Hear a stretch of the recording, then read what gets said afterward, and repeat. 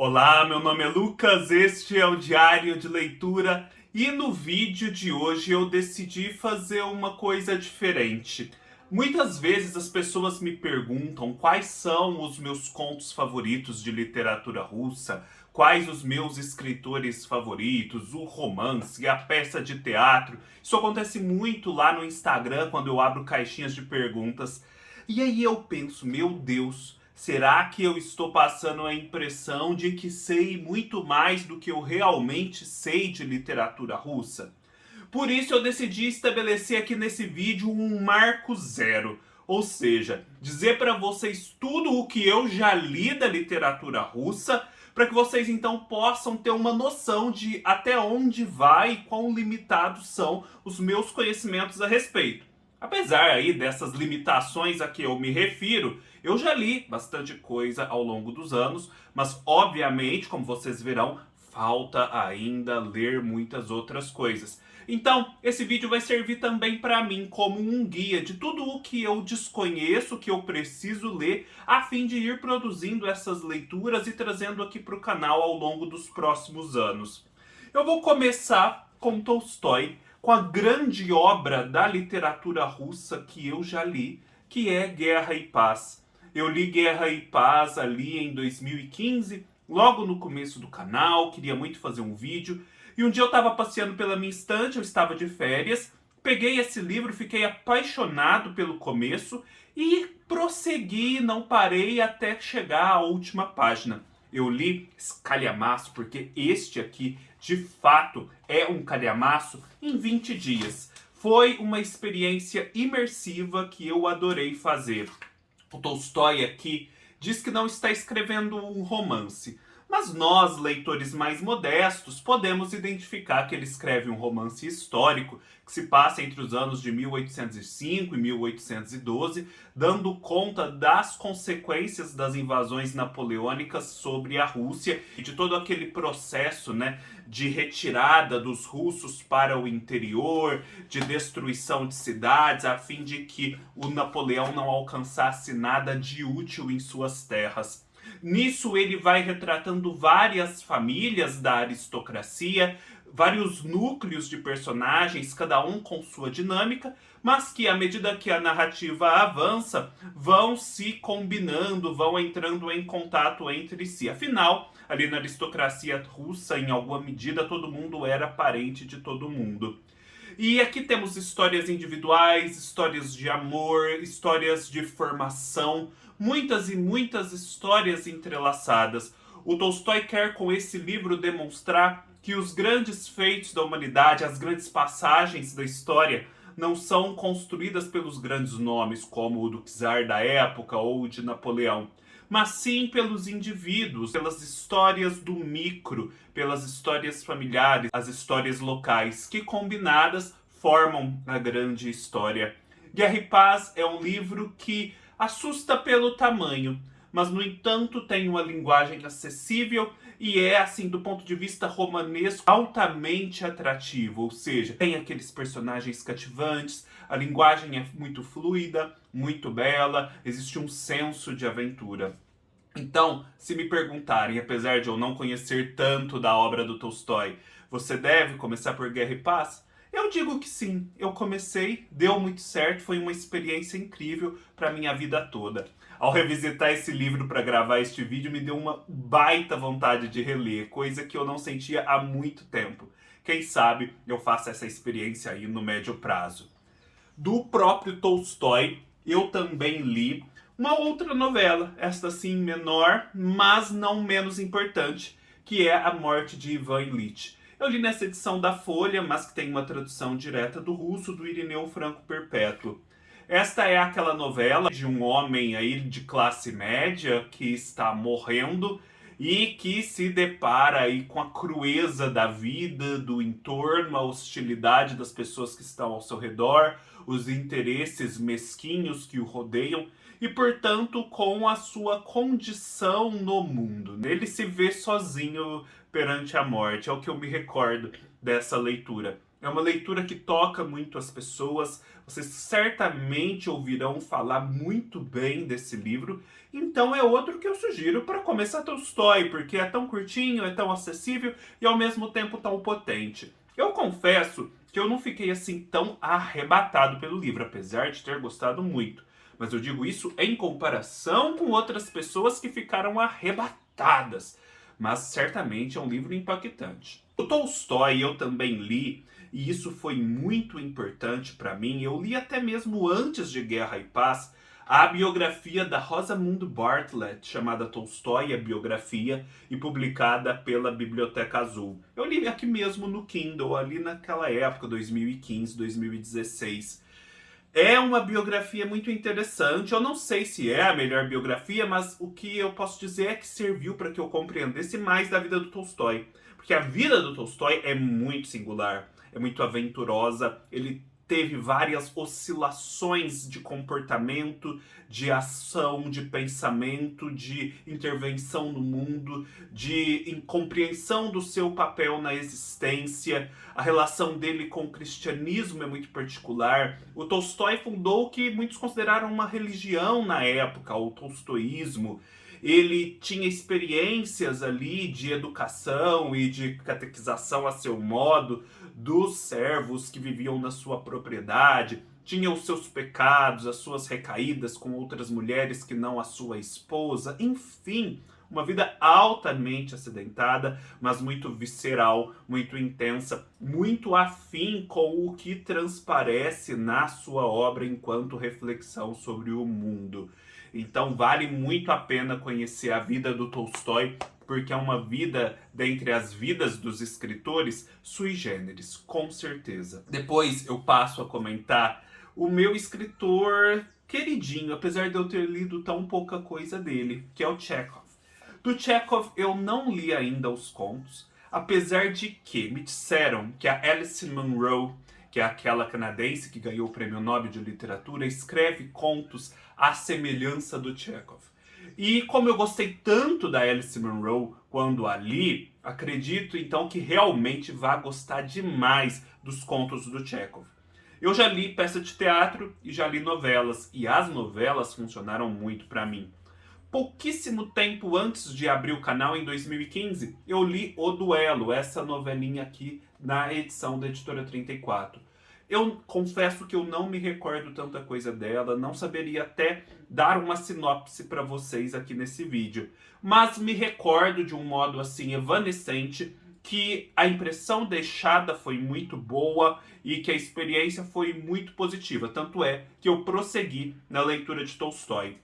Depois eu li O Cerejal, que é uma peça de teatro super importante dele, nessa edição aqui da EDUSP, com tradução da Bárbara Eliodora, grande especialista em teatro. E é uma história muito singular, porque mostra uma mudança de época ali na aristocracia russa, e como essa aristocracia vivia numa espécie de torpor que a impedia de tomar ações concretas para resolver problemas da sua própria vida.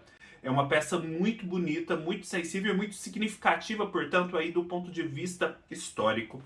E aí depois vem aquela novelinha que está no meu coração, da qual eu nunca me esqueci, que é Minha Vida. Minha Vida vai contar a história do Mikhail. O Mikhail é um jovem que vem de uma boa família e que, vindo de uma boa família, está vocacionado a ocupar uma posição ali dentro da estrutura do Estado. Uma posição que lhe é garantida, mas na qual ele não terá nenhuma realização pessoal, na qual, por certo, ele sequer trabalhará de fato. E ele não quer isso para sua vida. Portanto, ele se afasta desse universo e decide exercer funções braçais. Ele quer trabalhar ali como construtor numa ferrovia, depois como pintor de paredes e de muros e de casas. Ele quer ter um trabalho que o deixe realizado, e um trabalho simples. Obviamente, ao romper com essa esfera da família de condição elevada, causa todo um burburinho. Só que ao mesmo tempo ele se torna alguém assim interessante. As pessoas começam a achá-lo curioso, a procurá-lo como essa curiosidade. E aí ele se casa com uma outra moça que tem um projeto semelhante, eles vão para o campo, tentam ali ter uma relação boa com os mujiques, com os servos, só que ali também eles veem que os servos não são idealizados como eles tinham na mente, tem também toda uma problemática que é muito desafiadora, e aí a gente vai acompanhando essa trajetória de vida do Misail em busca dessa realização pessoal, dessa vida genuína. Eu também li do Vassili Grossman, já faz algum tempo, Vida e Destino, que é considerado o Guerra e Paz do século XX. Eu confesso que o que me fez ler o livro foi justamente esse anúncio, porque eu tinha gostado tanto do Guerra e Paz do século XIX, né? Gostaria igualmente, provavelmente, do Guerra e Paz do século XX. É um livro que se passa ali na Segunda Guerra Mundial. Eu sempre me confundo com os fatos históricos desse livro. Isso, na Segunda Guerra Mundial, com a invasão de Stalingrado, e que é muito sensível, é muito pesado. Retrata aí esses horrores da guerra. Tem também capítulos sobre a saga dos judeus naquele momento, na Rússia, e de como, né, as vidas individuais eram impactadas por esse movimento coletivo. Eu gostei do livro, mas eu não consegui me conectar tanto com os personagens. Mas isso não chegou a prejudicar decisivamente a experiência de leitura. Muitas outras pessoas que leram, eu vejo, gostaram muito mais do que eu. Então, talvez eu não seja a melhor pessoa para poder falar a respeito dessa obra. Eu também li um livro delicioso que eu pretendo reler, que é O Capote e Outras Histórias, do Nikolai Gogol. Esta é uma reunião de contos. O Gogol é um escritor decisivo para a literatura russa. Sempre que lemos textos a respeito de literatura russa, nos deparamos com essa informação de que Gogol foi um pioneiro. E aqui a gente tem contos engraçados e ao mesmo tempo fantásticos, surrealistas. Tem o próprio Capote, tem o Nariz, e tem um conto aqui que eu acho delicioso, talvez seja o meu favorito, que se chama O Diário de um Louco, a respeito de um moço que está ali na Rússia e de repente acredita ser o rei da Espanha. Eu acho que é essa mesmo a premissa. É muito divertido e mostra, então, esse outro lado dos russos. Ainda meio soturno, meio reflexivo, mas engraçado, rindo, ainda que de nervoso. Chegamos agora ao Dostoiévski. Dostoiévski, com certeza, foi o primeiro escritor russo que eu li. Eu li Crime e Castigo nessa edição da editora Abril, quando eu era adolescente. Me lembro de ter tido uma experiência muito positiva, de ter lido com facilidade e aproveitado muito a leitura. Eu só posso dizer, no entanto, que eu não fiquei tão impactado e transformado como outras pessoas que leem Crime e Castigo.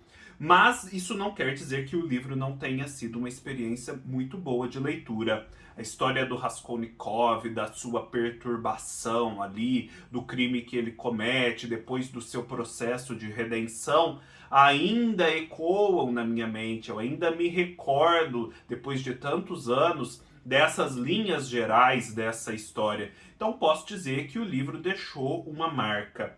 Depois de muitos anos, já tendo o canal, eu li Gente Pobre, o primeiro livro do Dostoiévski, quando ele era ainda um jovem, quando ele ainda não tinha passado pela experiência traumática de quase ser morto e depois ser perdoado pelo czar.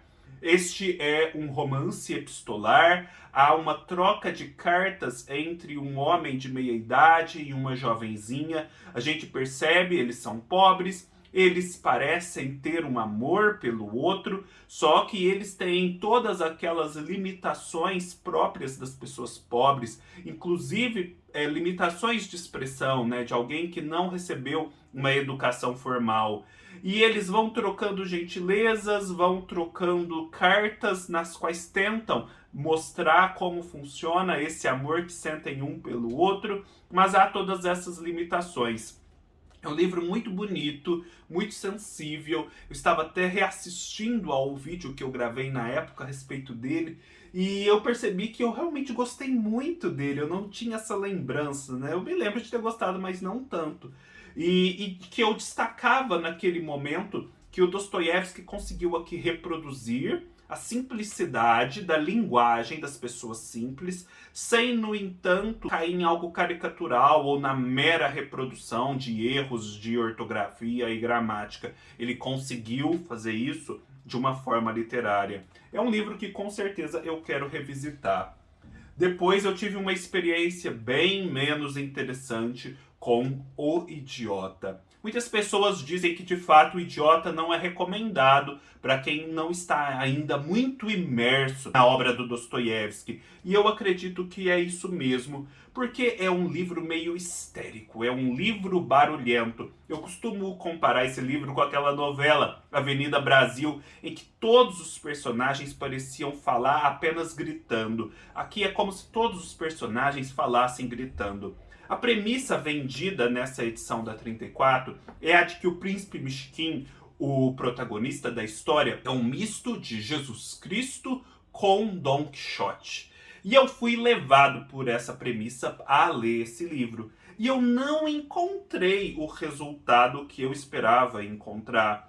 E eu achei também falho o que dizem a respeito do príncipe Mishkin, que ele seria esse idiota, ou seja, um homem muito bom, que é feito de bobo pelos outros, porque todos os outros são meio maus, são meio vis, e ele é o único bom. Ele realmente é uma pessoa boa, mas eu não achei que o contraste fosse assim tão forte. Eu não achei que o príncipe Mishkin fosse um bobo. Eu acho que ele estava muito bem situado e consciente das situações nas quais ele vivia. Ele apenas era bom, um pouco melhor em contraste com os outros. Enfim, é um livro que certamente eu vou revisitar quando tiver uma bagagem maior a respeito de Dostoiévski, bagagem que eu pretendo adquirir.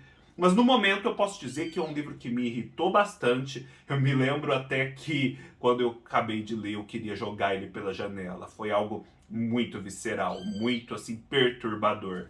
Tanto é que demorou para que eu pudesse voltar a Dostoiévski, e aí sim, uma experiência muito bem sucedida que eu fiz no ano passado, de ler Os Irmãos Karamazov nessa edição aqui da Martin Claret, que também funcionou muito para mim. No vídeo a respeito, eu explico o motivo pelo qual eu escolhi essa edição. Irmãos Karamazov traz Dostoiévski no seu melhor, porque é uma história com toda aquela carga filosófica, existencial, religiosa, que as obras do Dostoiévski geralmente têm, mostra indivíduos perturbados, tem análises psicológicas muito interessantes e, ao mesmo tempo, funciona muito bem como uma história, como um romance, né? Como um thriller, de um certo modo, porque a gente tem aqui algo meio policial, um assassinato, a busca pelo assassino, e depois, na segunda metade do livro, a gente tem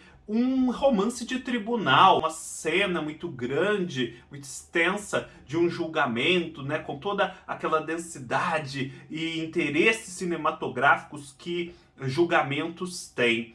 E é passagens muito bonitas, tem o personagem Alyosha, ele se relaciona com umas crianças e ensina elas o bem, e isso é muito bonito, chega a emocionar quem lê.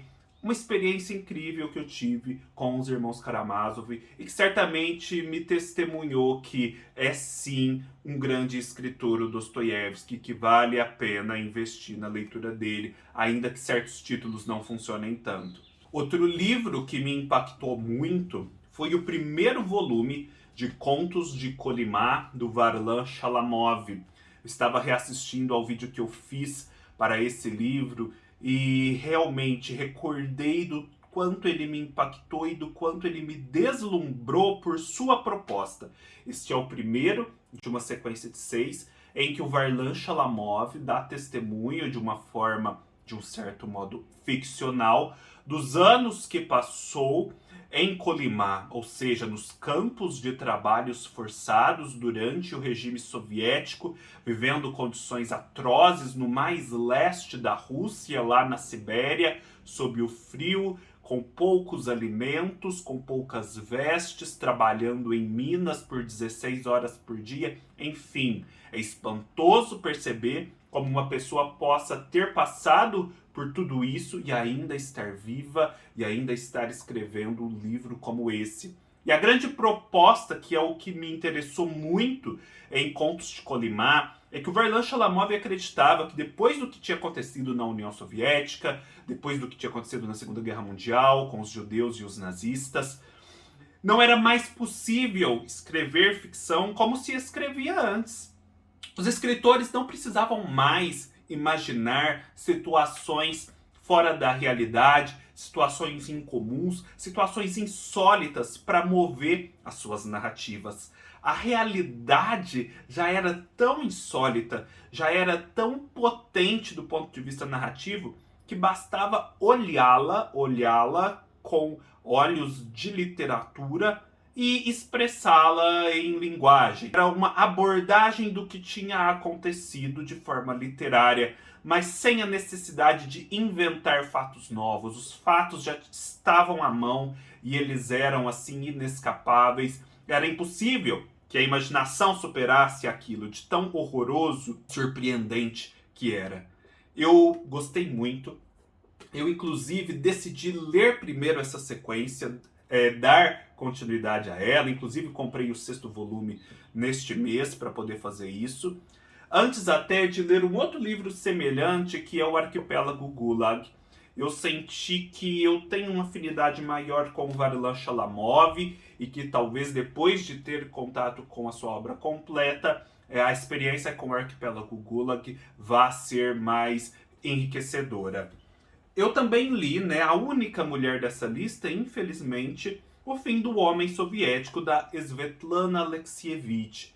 E é outro livro também que foi essencial para compreender um pouco da alma russa. Afinal de contas, os russos têm uma certa psicologia coletiva muito particular. Eles nunca foram povos que estiveram sob regimes democráticos, sob democracias liberais muito menos. Eles sempre foram submetidos a regimes autoritários, regimes opressores, seja dos czares, seja depois dos líderes da União Soviética, Lenin, Stalin, por aí vai, seja hoje em dia sob Vladimir Putin, que está há tantos anos no poder. Então, isso é próprio deles e tem consequências em diversas áreas, inclusive na literatura. Ao mesmo tempo, a Svetlana retrata aqui que os russos, apesar de serem tão capazes, vivem a princípio numa espécie de torpor, de lassidão, aquele mesmo torpor que o Chekhov retrata em O Cerejal. É como se eles fossem o Oblomov, ali deitado na cama, esperando alguma coisa acontecer caindo do céu. E é preciso então que esse líder forte, que esse líder assim aterrorizador venha, incuta neles um sentimento elevado para que eles enfim possam agir. E ela fala uma coisa que é muito interessante aqui, que durante a União Soviética os russos viviam num estado de permanente conflagração, ou seja, preparados para uma guerra, um estado de mobilização, essa palavra é melhor. Então, era natural para eles aceitar certas condições de vida muito precárias em prol dessa guerra iminente, em prol desse esforço e sacrifício coletivo. Aquelas fábricas que fabricavam armas e armas e armas poderiam, por exemplo, fabricar panelas das quais eles realmente estavam precisando naquele momento. Só que para um russo era inconcebível, naquele momento, que alguém pudesse falar que aquela fábrica que fabricava armas fabricaria uma panela. Era ridículo. Então, eles iam aceitando esse estado de coisas. Depois, quando a União Soviética caiu e veio o capitalismo, no capitalismo não há esse sentido heróico, esse sentido assim de sacrifício coletivo. Há ali aquele mercado de consumo bem pedestre, em que a satisfação da vida é viver a sua vidinha individual e comprar, às vezes, uma panela boa. E aí eles se decepcionaram muito com isso. E daí, então, às vezes, a saudade da União Soviética. Eu menciono também outros 2 livros a respeito da Rússia que eu li. Este Como Ler os Russos. Eu, inclusive, produzir um vídeo com 7 coisas que vocês precisam saber a respeito da literatura russa a partir deste livro, e que é escrito pelo Irineu Franco Perpétuo, grande especialista, grande tradutor, e traz informações valiosas do que é esse sistema da literatura russa. Porque ela é um sistema, ela é muito assim fechadinha em si mesmo, eles se referem mutuamente, eles orbitam em torno dos mesmos tópicos, das mesmas referências.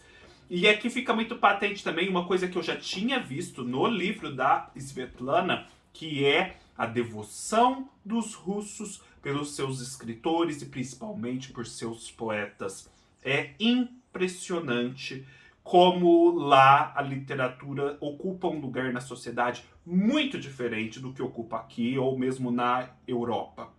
É uma coisa quase religiosa, é um respeito, é um impacto que essas obras produzem nas vidas deles que é inigualável. Quem lê o prefácio de Arquipélago Gulag vê isso. Como aquela obra foi transformadora e decisiva para a vida de tanta gente em momentos assim periclitantes. Eu até decidi lê-la num momento melhor em respeito a essa densidade, a essa gravidade que a obra teve do ponto de vista humano. E por fim, um outro livro escrito por um não russo, mas sobre um período significativo da história deles, que é O Túmulo de Lenin, Os Últimos Dias do Império Soviético, do David Remnick. Remeto vocês ao vídeo que eu fiz a respeito, mas posso adiantar que é um livro bem interessante do começo do que a gente conhece hoje como a Rússia contemporânea, a Rússia pós-1991. É isso, pessoal. Isto aí é tudo o que eu sei sobre a literatura russa, que eu já li. Vocês podem ver que há lacunas imensas, mas ao mesmo tempo coisas importantes já foram lidas e um conhecimento geral já foi adquirido. Espero continuar dando os meus passos aí rumo a uma maior compreensão dessa literatura tão rica. Deixem aqui nos comentários as dicas que vocês me dão dos próximos passos a serem dados. Deem um like se gostaram do vídeo, se inscrevam no canal, sigam-me nas minhas outras redes sociais e até mais!